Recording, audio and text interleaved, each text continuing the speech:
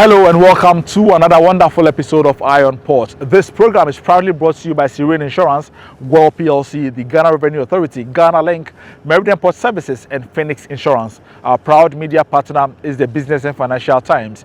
This program is powered by the Ghana Ports and Harbours Authority. Now, this week we are fortunate to have the Director General of the Ghana Ports and Harbours Authority, Michael Luguje, join us in the studio to discuss the year 2023 in retrospect, as well as give us a prospect for the year 2024 in the maritime and shipping industry. Let's take a listen.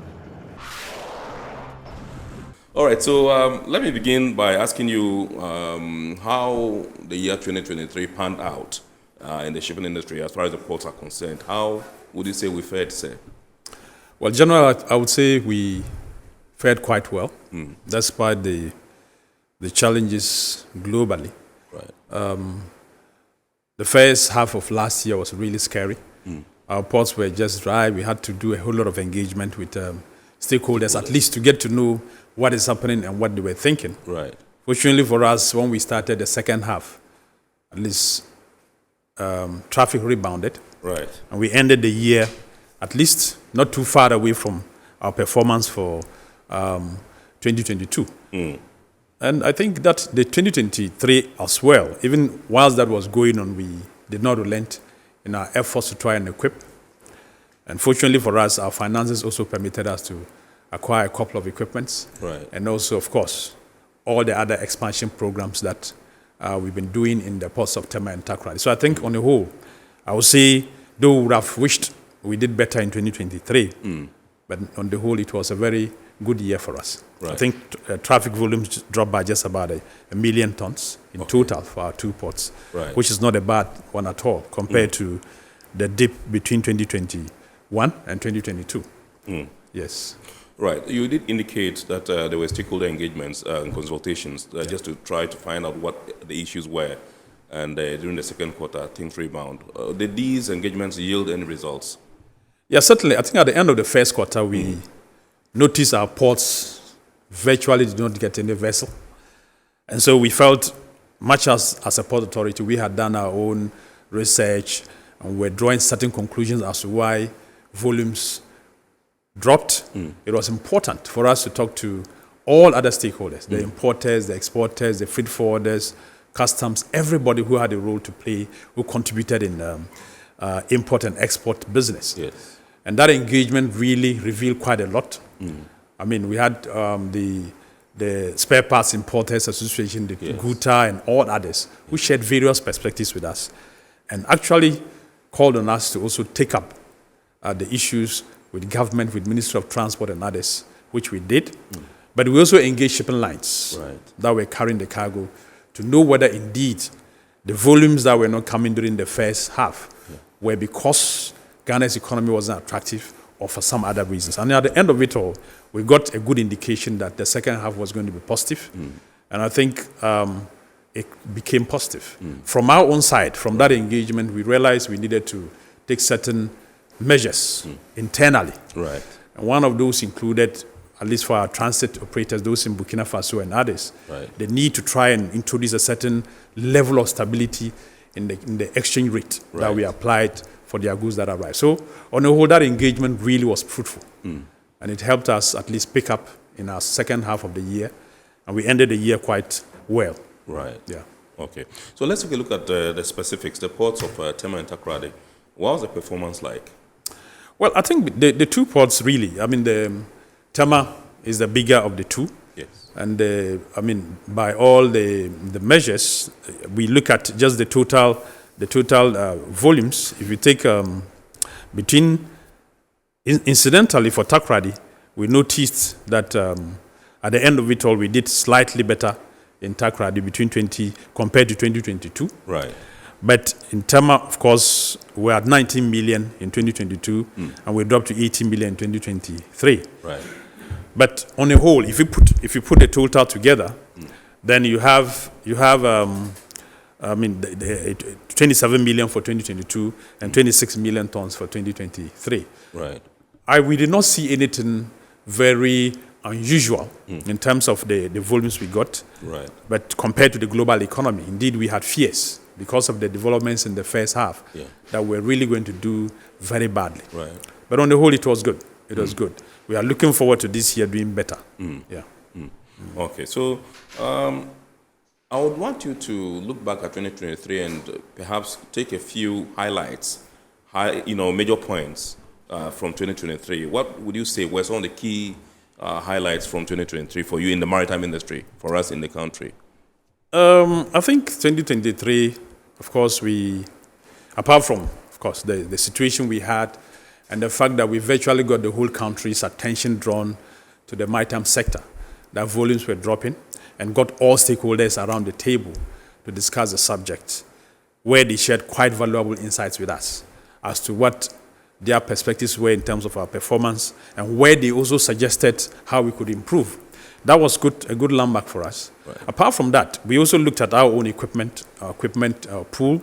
We looked at the port of Takoradi, where the expansion program, we had our dry bulk jetty, which is a state-of-the-art dry bulk terminal with a conveyor. I think for now, in the entire sub-region, we have the best in terms of a dry bulk container, dry bulk jetty.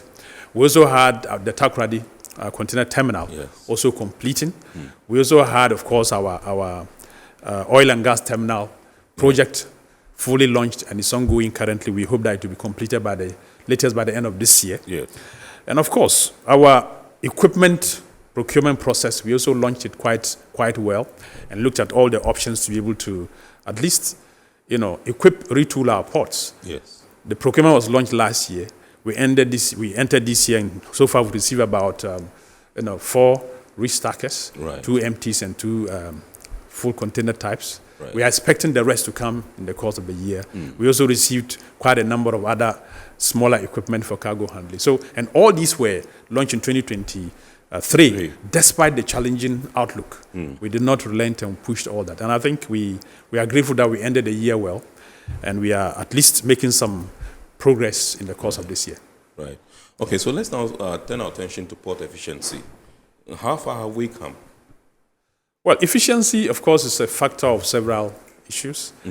Infrastructure, definitely, and I think we have no doubt that we have the best container terminal in West and Central Africa, which has been operated by Meridian Port Services. Though in terms of draft, minus 16 meters, we have the Lomé terminal, which is minus 16. We have a couple of them coming up, but in terms of efficiency and state-of-the-art equipment, MPS Terminal 3 in Tema Port is leading. And I think if you look at even the development so far, in terms of this year, where we are receiving, I think we even started that development last year. We are receiving direct calls of the biggest vessels calling. And recent developments show that there are even interest for bigger vessels that will need minus 18 draft to call Tema as the first point of call. So I think by way of efficiency, there is no doubt that we are making progress. But again, from our own side as GPHA, or globally within the country, the ICOMS has really come to improve efficiency. Of course, that all comes under the Vice President's, paperless port project, which we've been pursuing since 2017. ICOMS came to really consolidate those days the GCNet and West Blue program into one single end-to-end cargo clearance process. And I think so far we've seen significant efficiency gains since that platform came on board. And on a daily basis, stakeholders are engaging and looking at all the loose ends that can be further improved. So I think in terms of efficiency, we are doing quite well. When we did our own little assessment of what happens in other ports, if you look at the volumes we are receiving and the level of efficiency we are achieving, I think we can at least be proud of ourselves. Awesome. All right, so every organization thrives on the quality of its human resource. They place premium on the kind of human resource that they have. I just wanted to tell us about GPHA staff, the employees, and how they are contributing to the growth of the authority. Well, every organization's prime asset is the human resource. Because no matter how advanced technology goes, no matter how much, there will still be a human being behind somewhere who would at least manipulate the equipment for it to produce. So GPHA, we prioritize our human resource. from inception, training of our human resource and motivating the human resource to do their best has always been the center of our every management's concern. And we've remained the same. I think what you just presented shows that we are even moving from the normal training of equipment operators to operate our machines to certifying them with under the CILT so that their certificates are recognized not just in Ghana but globally. So we continue to commit quite a lot of resources to train our human resource, training them both locally and out of the country. And I think we pride ourselves as quite a lot of, as one of the few ports. In fact, last year, we did quite a lot of training using our closest neighboring ports, which is Lomé. And the last time we had a conversation with them, they were very, very excited about that model where we are able to at least move people across the border to get them to train, not just train, but also get the opportunity to see what neighboring ports are doing. So the human resource remains our prime asset. So that was the Director General of the Ghana Ports and Harbours Authority, Michael Luguje, who gave us some insight as to what the future holds for the port and shipping industry in Ghana. Let's take a listen to some of the comments you'll be sharing with us. Hi, I'm John Paul, a concerned citizen. I remember the DG on his last Iron Port appearance explained the Togo free port phenomena. Can he try to let viewers understand whether it's free to import in Togo or not? Now, the concept of free is just to say that the entire port zone, as much as possible, should be freed of cargo storage. Yes. That's one. Two, the entire port zone is declared as a free zone area in such that if you are going to acquire land within the port, in Lomé, for example, to be able to do business, the rent you pay, right? The rent you will pay wouldn't be like if you are acquiring land outside the port area. Why are they doing so? They are doing so because they want the attraction is for you to come in and operate a free zone enclave, where you can import raw materials or import semi-finished products and turn them and quickly transform them and re-export. If you don't do that and you are coming to Lomé Port to acquire land to do normal import business into Togo, you pay. Yeah. And when you go to Lomé, for example, you notice a lot of the car parks outside the port. Right. They are all customs bonded car parks. No cars are stored inside the port. Right. They all move out quickly into the customs domain. Yeah. And whilst the customs is there, if you buy a car in any terminal in Togo, and they will ask you if you are going to use that car in Togo, they will calculate Togo customs duties for you to pay fully before you take that car out. Right. But if you say you are taking the car to Ghana, Togo customs will still escort you and that car across the border and hand you over to Ghana customs. And Ghana customs will assess the duties for you to pay. Yeah. So this free thing we are talking about, it's just a concept. Right. Hello, Iron Port. I am Kwame Boni from Tema. Kudos to the Director General for helping maintain GPH's ability to retain employees. I can remember when he came, a lot of people feared jobs would be lost, but years after, staff have their jobs and the authority have been able to take more people. Let me just mention that the opportunity to maintain jobs and also create new ones. Right. Personally, much as the staff are appreciating me, I want to give all that commendation to His Excellency the President of the Republic of Ghana, Nana Akufo-Addo, because when I came and we noticed the approach and the challenges ahead of us, and we presented the concern to him, he embraced it and gave full support to GPHA for us to be able to, take a certain position and get a certain coverage of cargo to do, so that we can be able to maintain jobs and create new. So all the credit will go to our president and of course, and the vice president, because this was discussed with both of them and they embraced and supported us. Iron Port returns after this break.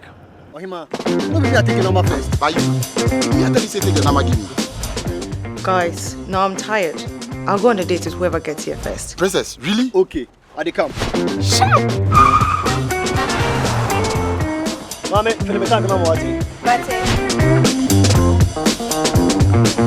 Boss, fill my tank with Super XP Ron 95.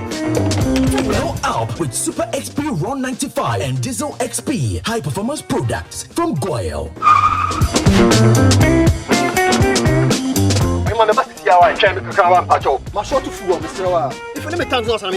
Sorry, Tony got here first, so I'm stepping with him. Oh, cut him.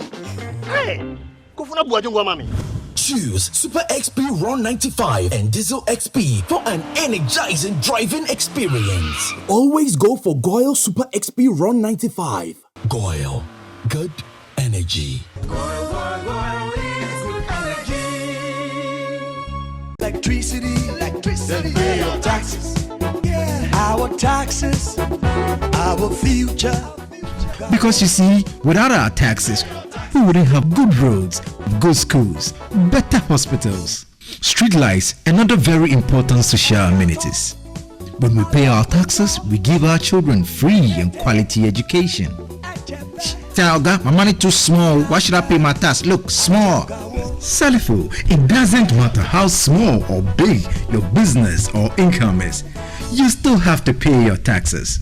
The little taxes from each and every one of us, when put together, could give your community clean water or that deprived school with tables and chairs. Please pay your taxes. It is your responsibility. It is your civic duty. It is the law. Impressive factory. If only I had listened to you, I wouldn't have been in this mess. That devastating fire virtually wiped out the whole factory and my warehouse. Remember my misfortunes last year? Serene Insurance Asset All Risk Fire policy that I took were there to pay for my damaged stocks in the warehouse, and my machines that were affected by the floods have been replaced. My accident vehicle is back on the road thanks to Serene Insurance motor policy. Currently, my goods are on the high seas, covered with their marine cargo insurance policy. I was just telling Ajima about Serene Insurance. Oh, Ajima, tell him more. As a road contractor, I make sure I do my contractors all risk insurance for the projects and then workers' compensation for all the workers on site. With Serene Insurance, they will make sure they will cover your unknown tomorrow today. Serene Insurance, a new face of insurance. Call us now.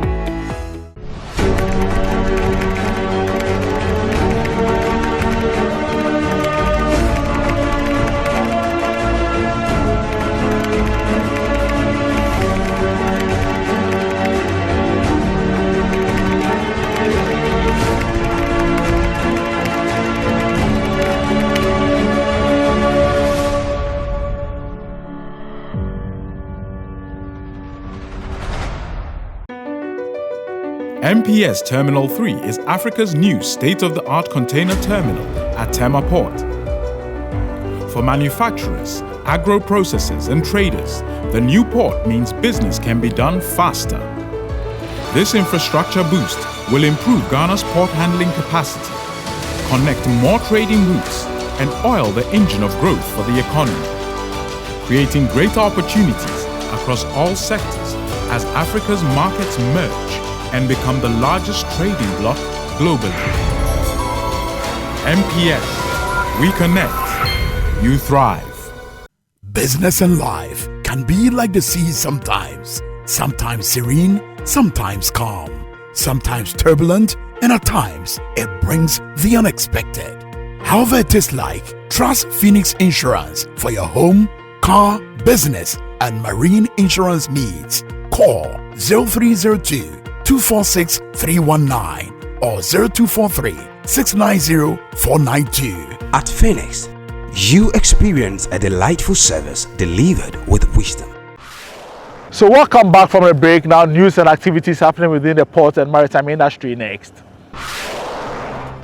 The acting U.S. Assistant Secretary of State for Oceans and International Environmental and Scientific Affairs, Jennifer R. Littlejohn, has visited Ghana as part of a working tour to 3 coastal countries. Her visit centers on nature and marine conservation, plastic pollution, the climate crisis, deforestation, nature crimes, civil and commercial space activities, and the sustainable blue economy. In Ghana, she met with partners associated with U.S.-supported projects helping to rebuild and protect Ghana's coastal fisheries and engage with university students studying environmental issues. She led a delegation to the Tema fishing harbour to gain first-hand experience of ongoing initiatives to curb illegal, unregulated, and unreported fishing in the industrial, semi-industrial, and artisanal sectors of the fishing industry. She also chaired an open forum with the fishing community to discuss the various practical impediments to safe, wholesome, and legal fishing in Ghana.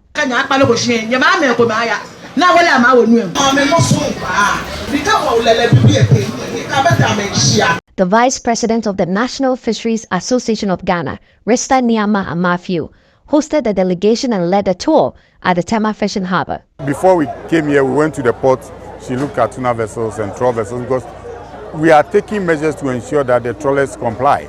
So we are piloting electronic monitoring system on all the trawl vessels to ensure that whatever activity happens on the trawl vessel are seen right on time to avoid illegal fishing and illegal activities.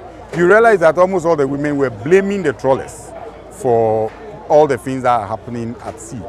But I can assure you that a lot have been done beyond what they know. He said such forums give stakeholders the opportunity to develop an appreciable perspective on environmental issues in the marine fisheries sector. So now that you've been able to deal with significantly the activities of trawl that could be said to be illegal, now we now expect the Commission, probably working with those of us in the industry, to engage. This is an eye-opening experience. Sadly, it happened before a foreigner. That everything wrong in Ghana is about foreigners. But it's also an opportunity for us to now engage them more and let them know that we could do better. A senior researcher at the Center for Maritime Law and Security Africa, Dr. Rebecca Isamwa, said Jennifer Littlejohn's visit has come at an opportune time to disabuse the notion of some sections of the industry in the nation's direction on IUU fishing. One thing that they mentioned clearly was that they couldn't tell the difference between IUU caught fish and fish that was properly caught, in the sense that was not IUU. And so I think that coming on board through the government, helping them to identify what IUU fish is, helping them to understand, whether through infographics, whether through more media coverage, including them in the decision making, it's important. And on their part, we need them to understand and not to follow the narrative that IUU is not by them and that is by the industrial trawlers. We need to help them understand that it's on both sides and they need to help curb it. The Ghana Ports and Harbours Authority recognizes the vital role of skilled machine operators in the discharge of duties at Ghana's ports. The organization does not only invest in the professional growth of its employees, but also demonstrates its commitment to upholding the highest standard of operational excellence and safety. To this end, the Learning and Development School of GPHA has partnered with the Chartered Institute of Logistics and Transport Ghana to launch a machine operation training program to empower individuals with the skills and knowledge needed to excel in the field of machine operations and address the skills shortage in the maritime sector. Earlier this week, a graduation ceremony was held for the first cohort of 30 trainees in this program. This month-long training program consisted of 1 week of intensive tutoring and 3 weeks of field work. The general manager in charge of administration at GPHA, Kwabna Edusafo, indicated that the international status of this certification will enable operators qualify for jobs in the global maritime industry. This is a very important collaboration because what we have done is to try and elevate this training program to an international status where this certificate that you'll be offered today is recognized everywhere. And for me, it is an important collaboration. Not only are we training operators for our local community, but also to benefit other sister ports and other countries. The president of the Chartered Institute of Logistics and Transport Ghana, Engineer Mark Amwama, underscored the importance of continuous personal and professional development in keeping abreast with the ever-evolving technology in logistics. The logistics and transport industry is constantly evolving, driven by technological advancements, industry best practices, and evolving supply chain dynamics. As such, it is essential for such of you, machine operators, to remain flexible and adaptable, continually seeking opportunities to enhance your skills and also to be abreast with industry trends and practices. I encourage you to explore further training and certification that will bolster your expertise and expand your career opportunities. Engineer Stephen Obia, the logistics manager at the port of Tema, spoke to Iron Port on the sidelines of the graduation ceremony. What we have been doing, because of our ISO certification, We have been certifying right from the restacker operators down. Because we have large numbers, there are over 200. So what we decided to do is to make sure each one that goes on any equipment has to go through the training, get certified by a professional body before we allow you to go on the machine. So that is being done for all the operators of GPHA equipment.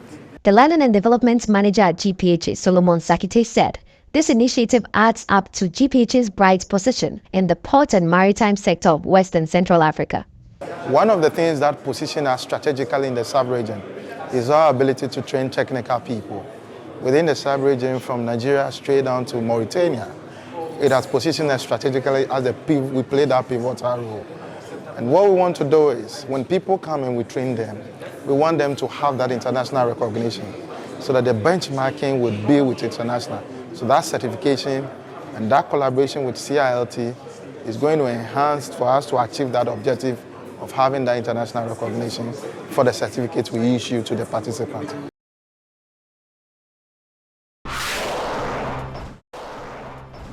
It's now time for international port and maritime news. U.S. Environmental Protection Agency has launched a $3 billion Clean Ports program to fund zero-emission port equipment and infrastructure to tackle the climate crisis and improve air quality at U.S. ports. The Clean Ports program is designed to help ports across the country transition to fully zero-emissions operations, serving as a catalyst for transformational change across the freight sector. To achieve this, EPA is releasing 2 separate notice of funding opportunities as part of the $3 billion project. The nearly $2.8 billion zero-emission technology deployment competition would directly fund zero-emission port equipment and infrastructure to reduce mobile source emissions at U.S. ports. CMA CGM, Costco Shipping, Evergreen, and Orient's Overseas Container Line, the founding members of the world's largest shipping network, have signed a Memorandum of Understanding in Shanghai to extend the Ocean Alliance operational cooperation for 5 additional years until 2032. Under the MOU, the partners plan to extend their cooperation until March 31, 2032. Launched in the spring of 2017, Ocean Alliance is the world's largest operational shipping network and the backbone of trade routes for international commerce. In January 2019, the partners agreed to extend the pact until 2027. We have the phrase of the day next.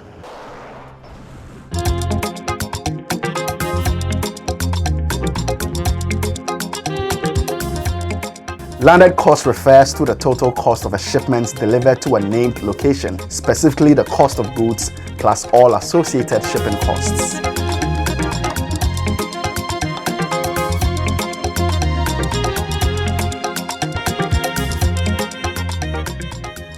Schedules of vessels in the port, those at anchorage and those expected in the coming week, plus the Bank of Ghana exchange rate you need to know to clear your goods from the port next.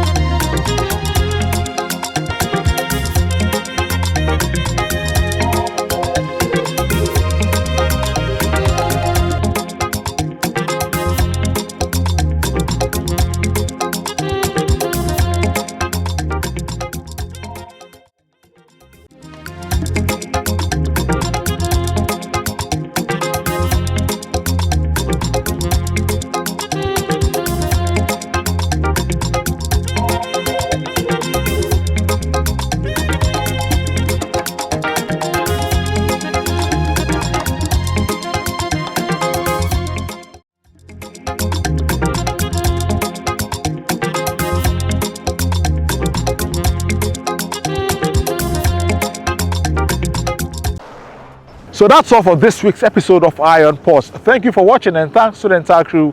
Join us same time next week and also follow us on our various social media platforms scrolling on your screens.